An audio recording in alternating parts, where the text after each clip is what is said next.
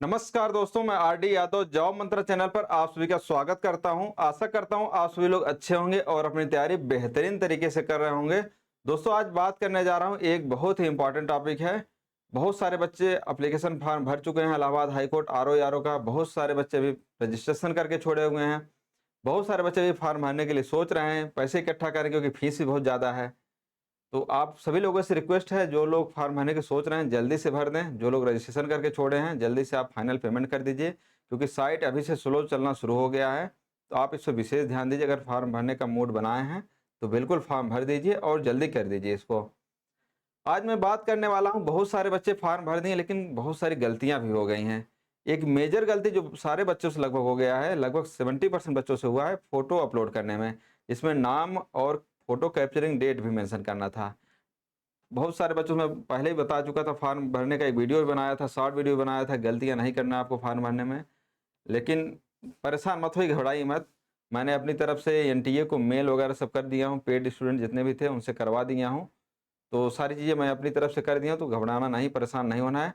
आज मैं उससे बात करूँगा कि क्या क्या आपका करेक्शन किया जा सकता है। जो करेक्शन डेट आपका है उस डेट में क्या क्या करेक्शन किया जा सकता है, क्या क्या नहीं करेक्शन किया जा सकता है। क्योंकि बहुत सारे बच्चे परेशान हैं कि सर मैं करेक्शन डेट आएगा तो क्या मैं करेक्शन कर पाऊँगा, नहीं कर पाऊँगा। तो तमाम सारी चीज़ें हैं, उस पर बात करते हैं। एक आपका यहाँ पे क्रैश कोर्स चल रहा है, चैंपियन बैच। यहाँ पे आप ज्वाइन कर सकते हैं। बेहतरीन नोट्स आपको मिलेंगे, one liner notes, detail notes, साथ साथ कंप्लीट वीडियो लेक्चर, और लगभग सब 50 से 55 दिन कंप्लीट टाइम में आपका तैयार हो जाएगा।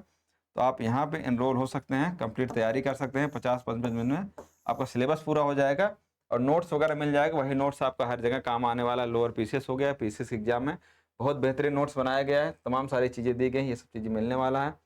दूसरा चीज़ है, अगर आपकी तैयारी पूरा हो चुका है, अगर कंप्लीट तैयारी हो चुकी है, सिलेबस आपने कंप्लीट कर लिया है, तो अब बात आती है प्रैक्टिस की। प्रैक्टिस के लिए आपको 15,000 प्लस एमसीक्यू मिलने वाला है। 15,000 plus MCQ topic wise, subject wise, साथ साथ 20 फुल लेंथ मार्क टेस्ट। तो ये सारी चीज़ें आपको एकलव्य टेस्ट सीरीज में मिलेंगी। यहाँ पे आप एकलव्य टेस्ट सीरीज ज्वाइन कर सकते हैं अगर सिलेबस पूरा हो गया तब। अगर सिलेबस नहीं पूरा है तो आप चैंपियन बैच ज्वाइन करके सिलेबस पूरा कर सकते हैं। उसके बाद आपको टेस्ट सीरीज ज्वाइन कीजिए और बेहतरीन तरीके से तैयार कीजिए, और आने वाले समय में और सारी चीज़ें आपको स्टार्ट करेंगे। तो अब बात करते हैं क्या क्या आप करेक्शन कर सकते हैं, क्या क्या नहीं करेक्शन कर सकते हैं। तो पहले देखते हैं आप क्या। Candidate shall not be allowed to change, candidate उम्मीदवार को परिवर्तन करने की अनुमति नहीं दी जाएगी। क्या क्या अनुमति नहीं दी जाएगी? कैंडिडेट के नेम में अनुमति नहीं दी जाएगी, date of birth, mobile number, email address, domicile, category, sub category, ESM detail, gender, home district, preferential qualification, photograph of candidate, signature of candidate, live capture photograph. इतनी सारी चीज़ें हैं, आप करेक्शन नहीं कर सकते हैं।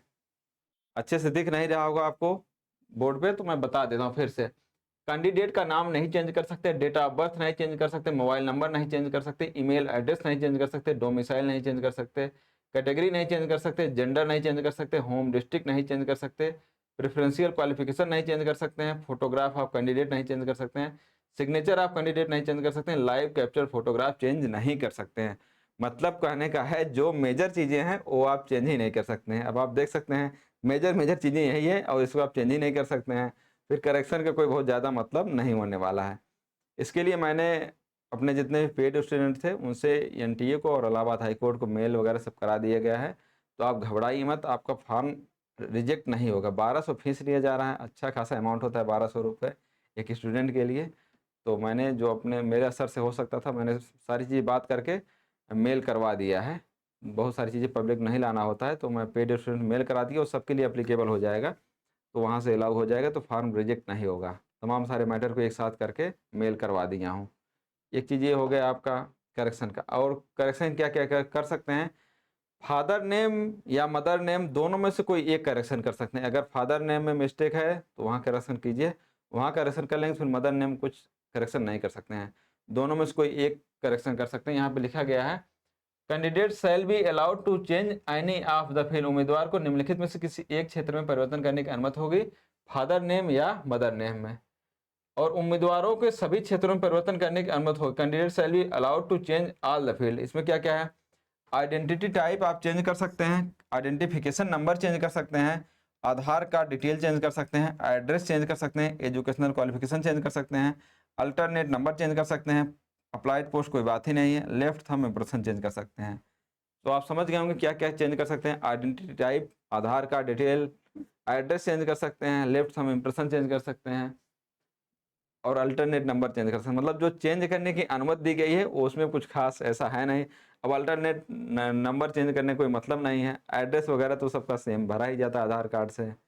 लेफ्ट थंब इम्प्रेशन का है, कोई राइट लगा दिया हो तो अपना वहाँ चेंज कर सकता है। इतनी सारी चीज़ें आपकी चेंज की जा सकती हैं।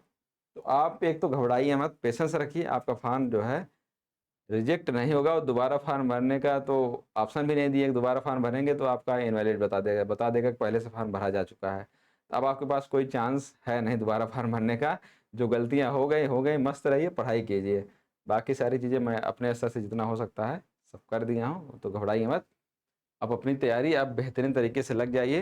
अगर सिलेक्शन लेना है, इलाहाबाद हाई कोर्ट उत्तर प्रदेश के अगर सर्वोच्च संस्था जो है, एक सचिवालय है, एक इलाहाबाद हाई कोर्ट है, दोनों ही सर्वोच्च संस्थाएं हैं उत्तर प्रदेश की। तो अगर इस संस्था में आपको जॉब करना है तो आप बेहतरीन तरीके से लग जाइए और खूब मन लगा करके अच्छे से पढ़ाई कीजिए।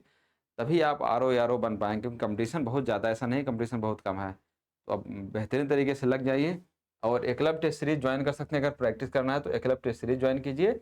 अगर क्रैश कोर्स लेना है तो आप चैंपियन बैच ज्वाइन कीजिए। दोनों बैच चल रहे हैं। तो इसी के साथ अग्रिम शुभकामनाएं। आप सभी लोग अधिकारी बने, मस्त रहें, खूब पढ़ाई करते रहें। फिर मिलेंगे नेक्स्ट वीडियो में। नमस्कार।